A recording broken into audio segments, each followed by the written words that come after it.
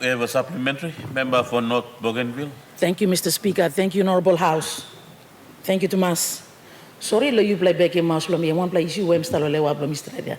Minister for Works, thank you for smiling. Thank you, Tomas. Thank you, member of Central Bougainville.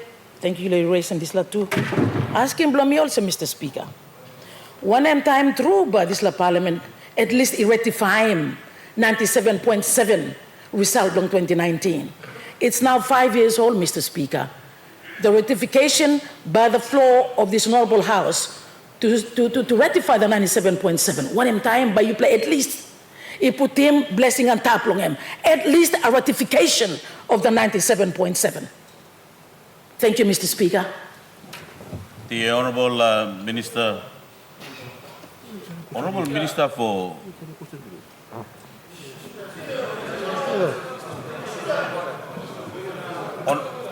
Honourable Minister, you have a point of order, right? What's your point of order? Mr. Speaker, it's like use of the word ratification. Now, banning black global is the wrong word to be used. This Parliament will exercise its own discretion. And I think we need to be clear when we are using such words in this floor of Parliament. Parliament by exercising discretion, plan a vote. You mean not going to talk ratification? You're implying that we will be black global tasso. Let me wrong. I just want to make that clear. Honourable members, order. Honourable Minister, I rule your point of order out of order. I'll allow the Minister to respond to that question. Honourable Minister. Thank you, Mr. Speaker. I'd like to thank the good member for North Bougainville for raising that important supplementary question. I think the good member's question relates to the timing. It relates to the question of when will the ratification actually take place.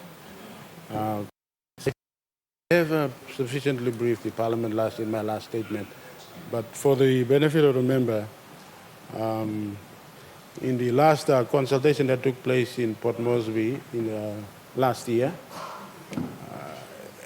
an agreement was reached between the two governments, which is called the Aracone Agreement.